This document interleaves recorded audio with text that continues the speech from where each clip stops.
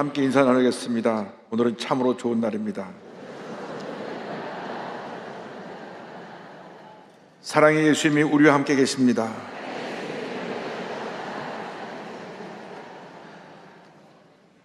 오늘 저는 마태복음 21장을 본문으로 하여서 어린 나귀를 타신 예수님, 이 같은 제목으로 함께 은혜를 나누기 원합니다.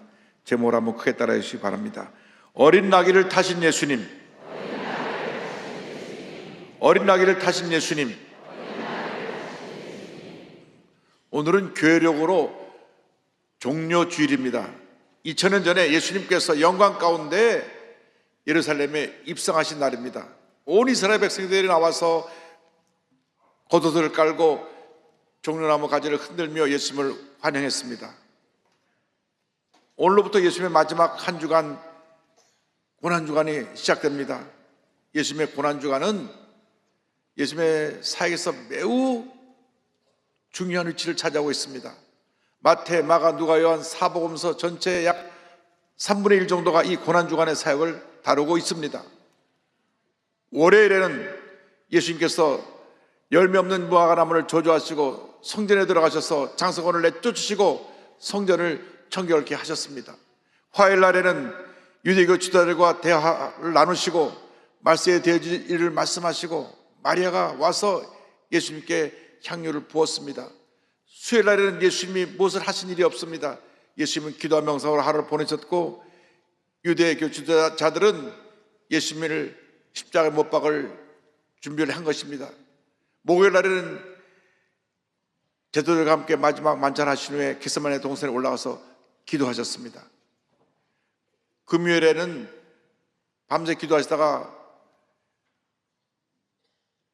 새벽 3시쯤 붙잡히셔서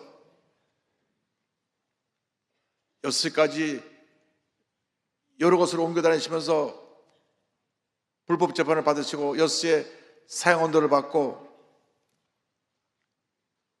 오전 9시에 십자가 달리시사 오후 3시에 숨을 거두셨습니다. 이번 한 주간 예수님의 고난을 깊이 생각하는 은혜의 한 주간이 되기를 간절히 소원합니다. 예수님께서 2000년 전에 어린 나귀를 타시고 예루살렘에 입성하십니다. 어린 나귀를 타신 것은 예수님의 겸손의 모습을 보여줍니다. 예수님은 한평생 겸손의 종으로 하나님의 뜻에 순종하셨고 백성들을 섬기셨습니다. 예수님은 겸손의 종으로 나귀 새끼를 타고 예루살렘에 입성하신 것입니다. 온 인류를 구원하시기 위해 오신 만왕의 왕, 만주의 주가 되시는 예수님께서 가장 겸손하신 모습으로 어린 나귀를 타고 예루살렘에 입성하십니다. 예수님이 오시기 전 약 500년 전에 스가랴 선지자가 이 사실을 예언하고 있습니다. 스가랴 9장 9절입니다.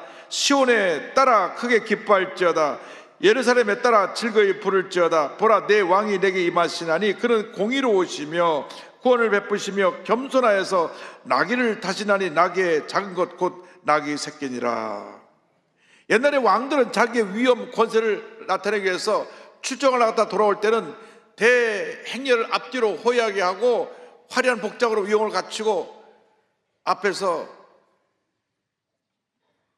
악대가 나팔을 불면서 당당하게 성에 입성을 했습니다. 그런데 만왕의 왕 되신 예수님은 가장 초라하신 모습으로 나귀 새끼를 타고 예루살렘에 입성하신 것입니다. 예수님의 일생은 겸손과 섬김의 일생이셨습니다. 예수님 친히 말씀하십니다. 마태복음 11장 29절입니다. 나는 마음이 온유하고 겸손하니 나의 멍에를 메고 내게 배워라. 그리하면 너희 마음이 쉼을 얻으리니. 나는 마음이 온유하고 겸손하니 나의 멍에를 메고 내게 배워라. 오늘날 그리스도인들의 가장 큰 숙제는 바로 겸손의 문제입니다.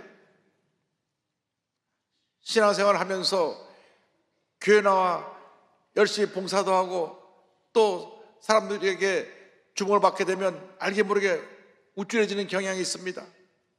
평시도로 섬기다가 직분을 받게 되면 그것을 계급장을 다른 걸로 착각해서 목에 힘을 주는 사람도 있습니다. 여긴 별로 없지만 저쪽 가면 몇 사람 좀 있습니다. 교만은 그리스도인들의 수치인 것입니다. 우리는 낮아져야 합니다. 이 고집불통인 자신을 깨뜨려야 되는 것입니다. 남을 나보다 낮게 여겨야 되는 것입니다. 남을 함부로 판단하고 정죄하지 말고 상대방을 존중하고 귀하게 여기시길 바랍니다. 섬김의 삶을 사시기 바랍니다. 예수님처럼 낮아지시기 바랍니다. 그러면 하나님께서 우리를 높여주시고 하나님의 은혜로 넘치게 채워주시는 것입니다. 예수님은 한평생 섬김의 본을 보이셨습니다. 마태복음 20장 28절에 주님 말씀하십니다. 인자가 온 것은 섬김을 받으려 함이 아니라 도리어 섬기려 하고 자기 목숨을 많은 사람의 대속물로 주려 함이니라. 그런데 예수님의 제자들은 예수님께서 예루살렘 성에 환호와 함께 입성하시자 우쭐대면서 예수님 앞에서 이제 내가 높은 자리를 찾아야 되겠다고 서로 자리 다툼을 했습니다. 주님은 십자가 달려 우리를 구원하시켜 오셨는데 제자들은 주님의 이 땅에 오신 뜻을 모르고 서로 높아지기만 하려고 했던 것입니다. 그래서 예수님께서 마지막 십자가 달리기 전날 밤에 당시 하인들이 하신 일을 하셨습니다. 하인들은 주인이 밖에 나갔다 들어오면 집 문 안에 들어오실 때 대자물을 떠서 주님의 발을 씻습니다. 그래서 주인을 맞이하는데 예수님이 십자가에 달리 전날 밤 친히 무릎을 꿇으시고 대야를 가져다가 저들의 발을 씻으신 것입니다. 저들이 깜짝 놀랐습니다. 예수님이 왕이 되면 자기들 옆에서 장관 자리 하나 차지하려고 했는데 예수님이 친히 무릎을 꿇고 발을 씻으니까 저들이 놀랐습니다. 그리고 예수님 말씀하셨습니다. 요한복음 13장 14절 15절입니다. 내가 주와 또는 선생이 되어 너희 발을 씻었으니 너희도 서로 발을 씻어주는 것이 옳으니라. 내가 너에게 행한 것 같이 너희도 행하게 하려 하여 본을 보였노라. 예수님은 가장 낮으신 모습으로 일생을 하나님을 섬기고 우리 사람들을 섬기시다가 십자가 달리신 것입니다. 빌립보서 2장 6절 8절을 말씀합니다. 그는 근본 하나님의 본체시나 하나님과 동등됨을 취할 것으로 여기지 아니하시고 오히려 자기를 비워 종의 형체를 가지사 사람들과 같이 되셨고 사람의 모양으로 나타나사 자기를 낮추시고 죽기까지 복종하셨으니 곧 십자가에 죽으심이라. 예수님은 홀로 그 힘들고 어려운 고난의 길, 십자가의 길을 묵묵히 걸어가신 것입니다. 예수님을 본받아 겸손과 섬김의 삶을 살아가는 여러분 모두 되기를 바랍니다. 여러분의 섬김으로 문제 많은 이 세상이 아름답게 변화될 것입니다. 늘 내 자신을 쳐서 주의 뜻에 복종시키고 섬김의 삶을 살아가면 하나님의 은혜가 임하게 되는 것입니다. 겸손한 예수님의 모습 그 자체입니다. 겸손한 사람들이 사람들을 품을 수 있습니다. 겸손한 사람들이 대인과의 관계에 문제가 생기지 않게 되는 것입니다. 여러분 모두가 겸손을 옷 입고 섬김의 삶을 살아감으로 하나님의 큰 복을 받는 주님의 귀한 일꾼들이 되시기를 바랍니다. 그런데 오늘 우리가 한 가지 더 기억해야 될 것은 이 예수님이 겸손적으로 나귀를 타고 들어오셨는데 그 나귀를 내어놓은 나귀의 주인입니다. 예수님의 말씀에 순종해서 나귀의 주인이 나귀를 내놓았던 것입니다. 예루살렘 입구 벳박에 도착했을 때 제자 둘을 건너마을로 보내주시면서 말씀하십니다. 가면 건너마을 입구에 나귀와 나귀 새끼가 매어 있는 것이 있을 테니 풀어갖고 오너라. 만일 주인이 나타나서 그거 왜 가져가냐고 물으면 주님이 쓰시겠다고 얘기를 해라. 그래서 두 제자가 가보니까 거기에 나귀와 나귀 새끼가 매어 있는 것을 보았습니다. 그래서 풀어 끌고 나오려고 하는데 주인이 달려 나왔습니다. 여보시오 왜 남의 나귀를 함부로 끌고 가시오? 그때 제자들이 말했습니다. 주님께서 쓰시겠다고 합니다. 그 말씀에 주인은 아무런 토를 다지 않냐고 네 가져가십시오.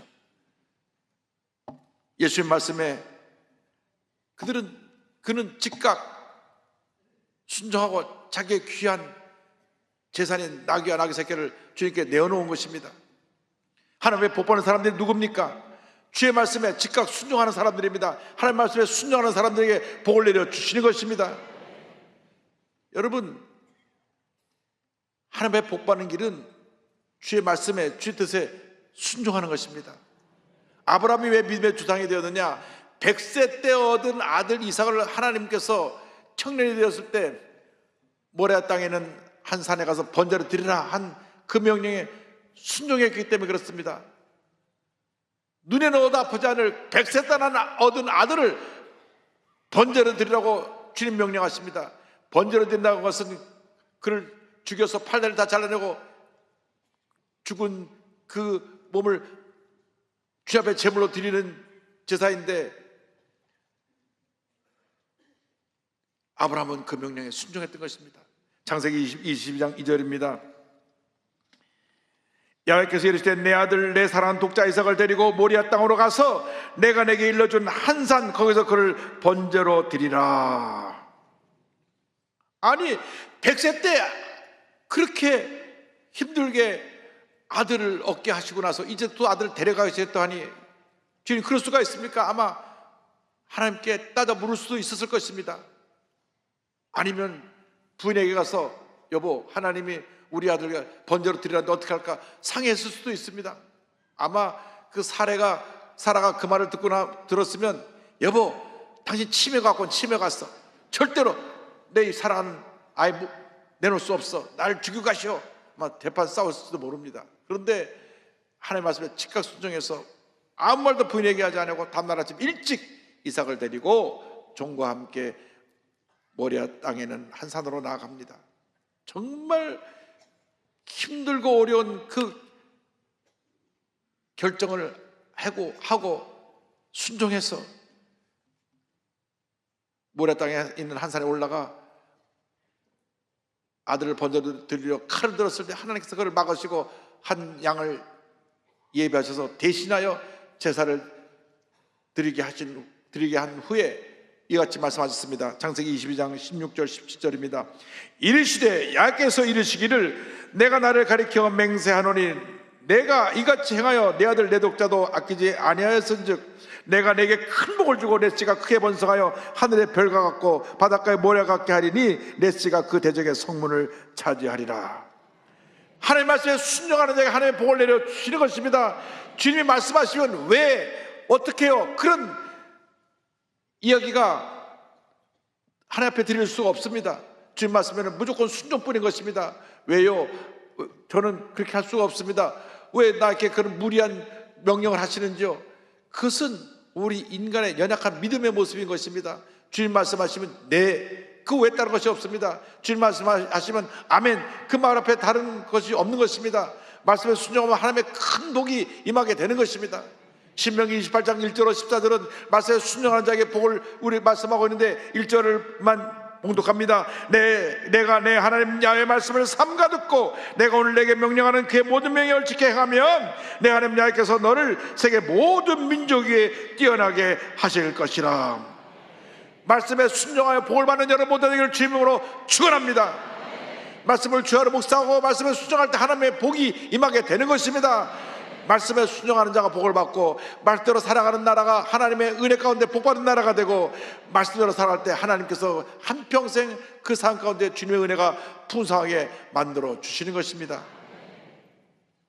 때때로 우리 주변에 사람 보면 밤낮 뭘 따지는 사람이 있어요. 옳고 그것을 따지고 밤낮 비판적인 시각으로 남을 보고 판단하고 스스로 의로워가지고 이런저런 지적들을 하는데 그 삶의 열매가 보이지 않습니다. 사람들과 자주 충돌하고 문제만 일으키게 되는 경우가 참 많이 있습니다. 여러분, 우리는 부정적인 시각을 갖고 남을 판단하라고 세움을 받은 것이 아니라 우리가 남을 사랑하고 용서하고 섬기라고 주님 앞에 세움을 받은 것입니다. 주님 앞에 절대 긍정, 절대 순종, 절대 감사로 나아가면 하나님의 큰 은혜가 임하게 되는 것입니다. 하나님은 말씀에 순종하는 삶을 보고 주십니다. 예수님께서 하나님의 말씀에 절대 순종해서 십자가 달리신 것입니다. 빌립보 2장 8절입니다. 사람의 모양으로 나타나서 자기를 낮추시고 죽기까지 복종하셨으니 곧 십자가에 죽으심이라. 순종하여 복받는 자들이 되길 바랍니다. 부정적인 생각을 가지고 늘 판단하고 비판해서 스스로 문제 가운데 빠져 있지 말고 하나님 앞에서 순종하고 긍정적인 자세로 살아가는 하나님의 일꾼들이 될 때 하나님의 큰 복이 임하게 되는 것입니다. 순종은 모든 문제 해결의 열쇠인 것입니다.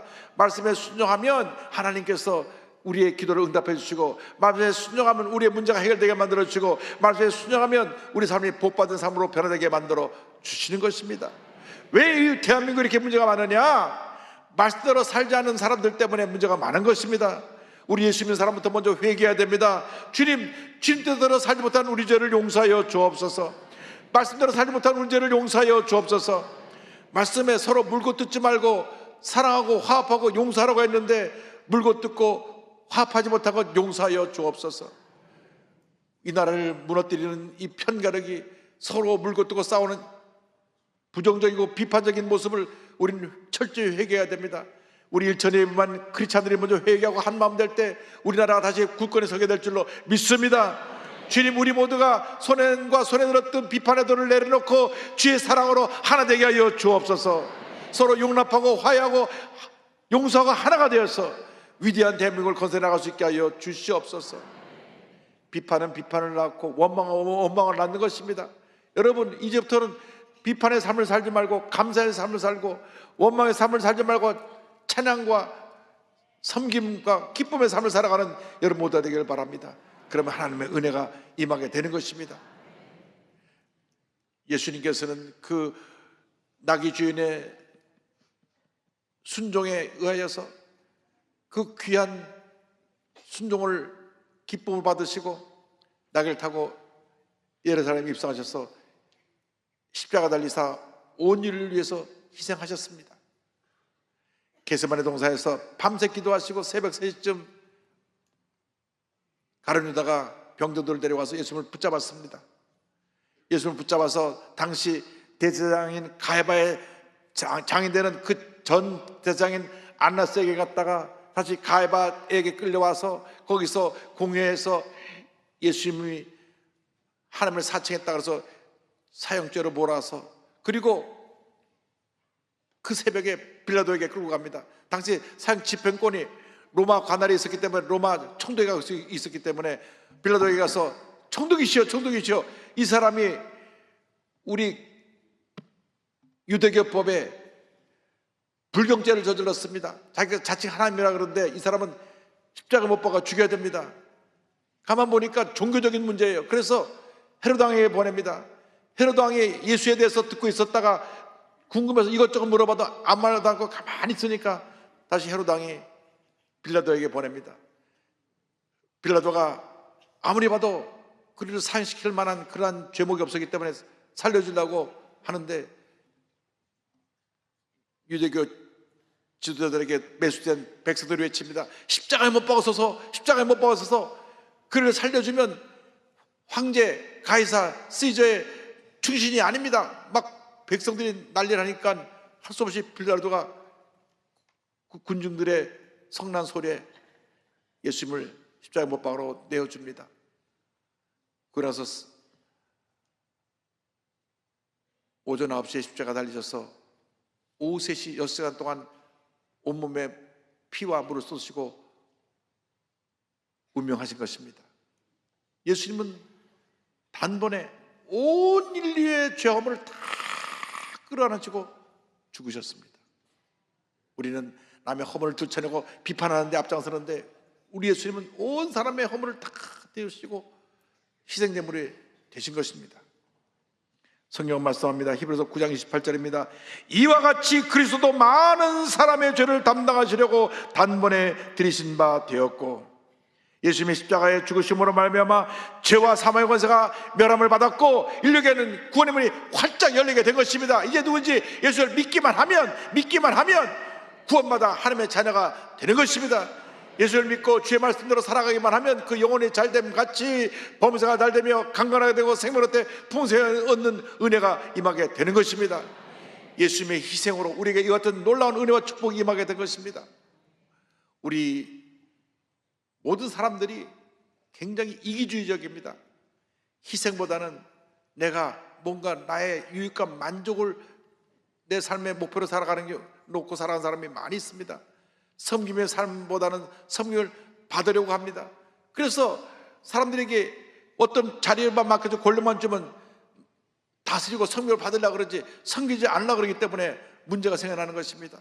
앞으로 우리나라에 세워지는 지도자는 진정으로 국민을 섬기는 섬김의 지도자가 세워져야 될 줄로 믿습니다. 여러분이 예수님의 희생을 본받아서 하나님을 섬기고 이웃을 섬길 때 하나님의 은혜가 임할 것입니다. 이 나라가 변화될 것입니다. 이 사회가 아름답게 바뀌어질 것입니다. 우리들이 그 사명을 감당해야 되는 것입니다. 예수님의 희생을 본받아서 이곳에 와서 희생한 많은 선교사님이 있는데 캐나다 온타리오에서 태어난 제임스 홀 선교사를 소개하기 원합니다. 1860년에 캐나다에서 태어나신 이 선교사님은 10대 후반에 폐병을 앓아서 죽음의 고비를 넘기면서 내가 하나님의 은혜로 살았으니 하나님의 영광에 살아야 되겠다. 그래서 그가 병들고 약한 사람들을 고쳐주는 의사가 되기를 원해서 퀸즈 대학교 의과대학에 입학을 합니다. 공부하던 중에 학생 자원운동에 책임자인 존 포맨 목사의 강연을 듣고 선교사가 되기로 결심합니다. 대학을 졸업한 후에 뉴욕 맨하탄에 있는 병원에서 실습을 하다 그곳에서 같이 선교 지망생인 마가렛 로제타 이분을 만나게 되는데,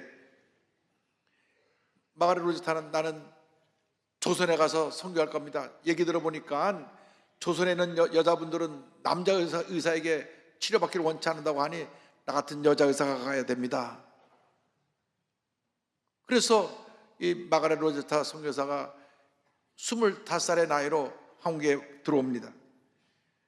그때가 1890년 10월 13일인데 이 제임스 홀은 중국으로 파송을 받았다가 다시 1891년 조선으로 들어와 둘이 만나게 되고 그리고 한 가정을 이루게 됩니다. 1892년 6월 27일 결혼하게 됐는데 조선 최초의 서양식 결혼식이었다고 합니다. 그리고 아들 쇼우도 홀을 낳습니다. 그런데 제임스 홀이 얼마 있지 않아서 평양으로 파송을 받게 되는데 평양은 굉장히 보수적이고 외세에 대한 거부감을 갖고 있던 지역입니다. 그곳에 가면 위험에 따를 것이라고 사람이 만류했는데 본인은 우리 조선 사람을 섬기러 왔기 때문에 죽음도 두려워하지 않는다고 그는 평양에 올라가서 많은 환자들을 고쳐주었는데, 평양에 전염병에 청구를 할 때 전염병 환자를 돌보다가 본인이 34살의 젊은 나이로 감염되어 죽습니다. 34살의 젊은 나이로 그 세상을 떠났을 때 그의 아들이 1살이고 그의 부인은 임신 중이었는데 7개월 된 딸이 있었습니다. 그가 죽기 전에 마지막 아내에게 이와 같은 말을 남겼습니다. 내가 평양으로 간 것을 후회하지 말아요. 나는 그리스도를 위해 그 일을 했어요. 미국에서 자기 사위가 죽었고 딸이 임신하고 있다는 얘기를 듣자 어머니가 편지 보냈습니다. 미국에 들어와서 아이를 낳고 여기서 새로운 사역을 해라. 미국에 가보니까 자기 가정을 위해서 기도해주는 그 교회 성도님들의 기도에 감동을 받았습니다. 딸 에디스를 낳았는데 에디스를 낳고 난 다음에 기도하는 가운데 하나님이 자기를 다시 한국으로 보낸다는 것을 그는 알게 되었습니다. 나중에 일기에 이와 같은 기록을 남겼습니다. 엄마는 다시 한국에 가서 사역을 맡기로 결정했다. 엄마는 이것이 하나님께서 바라시는 일이라 생각한다. 엄마는 많은 기도를 했었다. 만약 하나님의 뜻이 아니라면 한국으로 가는 길을 막아주시고 이곳에서 할 일을 열어달라고. 그런데 한국의 사역은 여성회 선교회와 한국 양쪽에서 활짝 열려있고 이곳에서의 사역은 막히고 있다. 사람들이 만류했는데도 다시 열악한 환경이었던 조선으로 건너와서 평양의 남편을 기념하는 기월 병원을 세우고 그 병원에서 사람들을 치료하는 사명을 감당했는데, 그 다음에 1898년에 2살 난 어린 딸이 에디스가 풍토병에 걸려서 또 죽습니다.